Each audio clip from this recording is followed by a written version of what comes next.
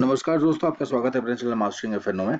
हम लोग ये देखने वाले हैं कि कल के दिन पे निफ्टी जो है वो किस टाइप से परफॉर्म करने वाला है, क्या रेंजेस रहने वाले हैं और क्या इंपॉर्टेंट लेवल्स हैं।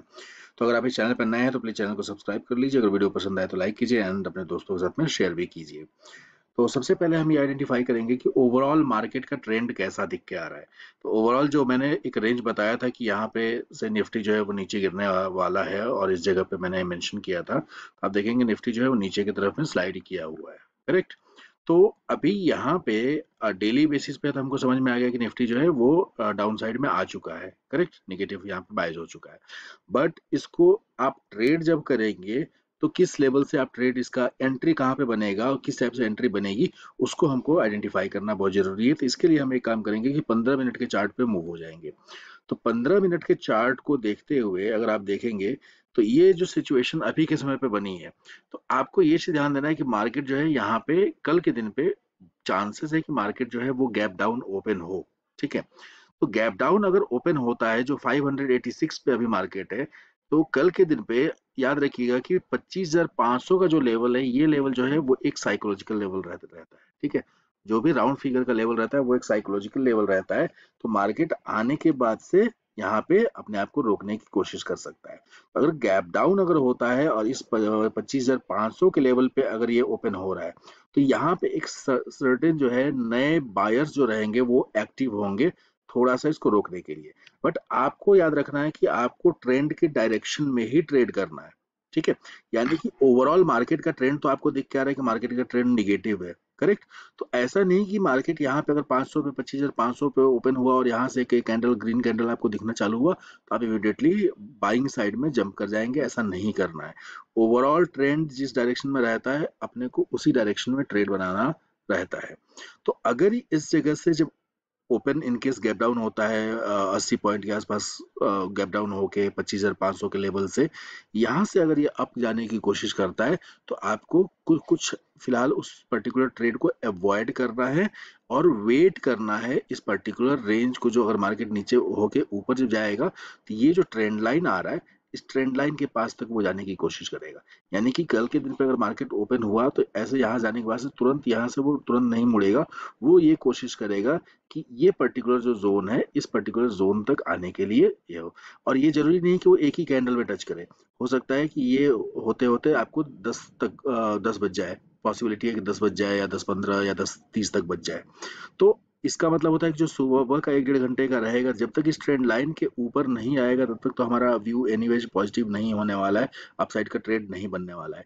लेकिन इस जगह पे आने के बाद से, इस ट्रेंड लाइन पे आने के बाद से कोई रिजेक्शन अगर लेगा, ठीक है, तो ये रिजेक्शन अगर लेगा यहाँ से तो वो एक बहुत ही जबरदस्त प्राइस एक्शन बनेगा।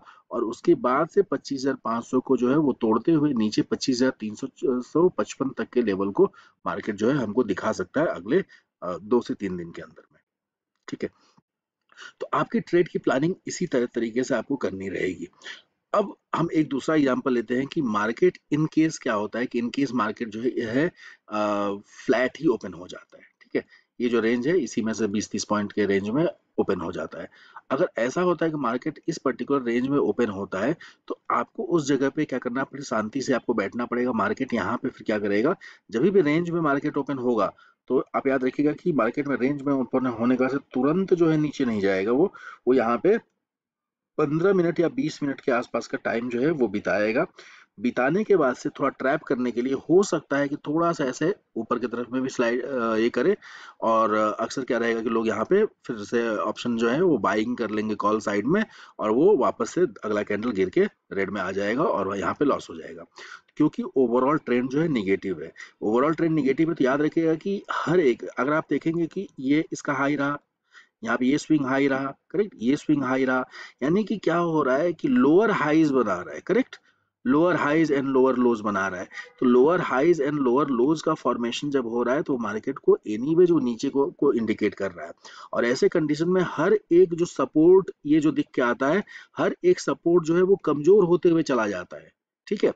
अभी के समय पे देखेंगे कि ये जो जोन है, ये जो पर्टिकुलर ट्रेंड लाइन का बन रहा है, और आप देखेंगे हर बार ट्रेंड लाइन के पास में आने के बाद यहाँ से रिजेक्शन ले रहा है। तो हर एक सपोर्ट जो है वो कमजोर होते हुए जा रहा है। तो अगला जो सपोर्ट अगर आप देखेंगे, ये जो इस जगह पे स्ट्राइक, इस जगह पे थोड़ा टाइम बिताया है इसको तोड़ने से पहले, तो ये एक पर्टिकुलर 25,661 एक ऐसा लेवल है जो कि यहाँ से अगर ऊपर निकलेगा तो मार्केट में वापस से बाइंग का मोमेंटम आ जाएगा। बट फिलहाल के समय पे मार्केट जो है पॉजिटिव नहीं है, मार्केट निगेटिव है। तो बहुत चांसेस है कि मार्केट जो है अगर रेंज में ओपन होता है तो थोड़ा सा ट्रैप करने के लिए ऊपर की तरफ ऐसे जाते हुए दिखेगा, एंड देन उसके बाद से सडनली बहुत फास्ट जो है नीचे की तरफ में ब्रेक डाउन करेगा। ठीक है, तो आपको ये चीज को ध्यान रखना है कि आपको फिलहाल अपसाइड का ट्रेड नहीं ढूंढ के डाउन साइड का ट्रेड कल के दिन पे अगर आप निफ्टी में देखेंगे तो आपको एक बेटर अपॉर्चुनिटी क्रिएट होके देगा निगेटिव साइड के लिए। ठीक है, अब तीसरी कंडीशन देखते हैं कि अगर इन केस निफ्टी जो है गैप अप ओपन हो जाता है तब हम क्या करेंगे। अगर इन केस निफ्टी क्या होता है, कल के दिन पे गैप अप ओपन हो जा रहा है इस रेंज में 25,660 के रेंज में, तो आप क्या यहाँ पे इमीडिएट बाई कर लेंगे? नहीं। इस रेंज में जैसे ही आप देखेंगे ओपन होगा ना, इमीडिएटली जो सेलर्स यहाँ पे जो सेल किए हुए हैं, ये सेलर्स जो है वो पैनिक में आ जाएंगे एंड वो इसको अपने पोजीशन को रोकने की कोशिश करेंगे, डिफेंड करेंगे अपने पोजीशन को, एंड मार्केट यहाँ से नीचे आ जाएगा। ठीक है, तो अगर गैप अप ओपन होता है तो आपको यहाँ पे सेलिंग का अपॉर्चुनिटी ढूंढना है। ठीक है, और अगर क्या रहता है कि गैप डाउन ओपन हुआ तो थोड़ा सा वेट करना रहेगा आपको, ऊपर लेवल पे आने दीजिए, ऊपर लेवल पे आने के बाद से आपको रिजेक्शंस को देखना है। अगर इस ट्रेंड लाइन तक नहीं पहुंचता है तो ये जो 9 ईएमए अपना जो चल रहा है, ये 9 ईएमए को आपको रेफर करना है। फॉर एग्जांपल क्या होता है कि गैप डाउन यहाँ पे ओपन हो गया 25,000, फॉर एग्जांपल पकड़ लीजिए 25,500 के आसपास में गैप डाउन ओपन हो गया। ठीक है, यहाँ से ओपन होने का तो ऊपर की तरफ में गया, ऊपर जाने के बाद से ये अपना 9 ईएमए आ रहा होगा। अगर क्या होता है कि मार्केट यहाँ तक नहीं भी पहुंचता, इस पर्टिकुलर ट्रेंड लाइन को नहीं भी टच करता है, सपोर्ट नहीं लेता है, बट ये क्या हो रहा है कि 9 ईएमए पे यहाँ पे 15 मिनट के टाइम फ्रेम पे, ठीक है, 15 मिनट के टाइम फ्रेम पे यहाँ पे जब आपको अगर 9 ईएमए पे भी रिजेक्शन कैंडल अगर बनेगा कोई, तो आपकी एंट्री हो जाएगी और ये इसका जो टॉप रहेगा वो स्टॉप लॉस रहेगा।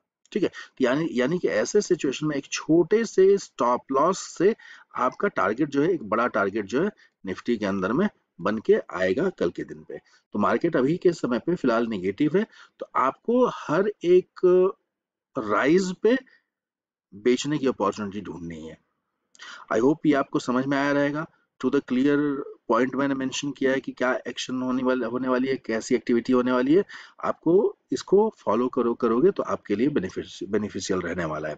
तो जो इंपॉर्टेंट लेवल्स हैं वो आप देख सकते हैं, 25,661 जो है ये एक इम्पॉर्टेंट लेवल है निफ्टी का। दूसरा जो है इंपॉर्टेंट लेवल है 25,355 का लेवल है। ठीक है, ये बहुत ही इंपॉर्टेंट लेवल है। यहाँ पे आने के बाद मार्केट जो क्या करेगा कि अपना जो सपोर्ट जो रहेगा इसको प्रॉपर वे में यहाँ पे सपोर्ट लेने की कोशिश करेगा। ठीक है, यहाँ पे आने के बाद से मार्केट क्या करने वाला है वो देखना बहुत इंपॉर्टेंट है, क्योंकि ये अगर टूटा तो फिर मार्केट तो नीचे की तरफ में रास्ता अपना खुल जाने वाला है 25,000 के लिए। ठीक है, तो फिलहाल के समय पे अगले 2 दिन के अंदर में मार्केट में चांसेस यही रहने वाला है कि 25,355 तक अगले 2 दिनों में मार्केट नीचे स्लाइड कर सकता है। तो आपको हर एक यहाँ पे अपॉर्चुनिटी उसके हिसाब से ही ढूंढनी पड़ेगी। तो अगर वीडियो पसंद आया तो प्लीज लाइक कीजिए, शेयर कीजिए अपने दोस्तों के साथ में, एंड सब्सक्राइब कीजिए। Thank you so much for watching.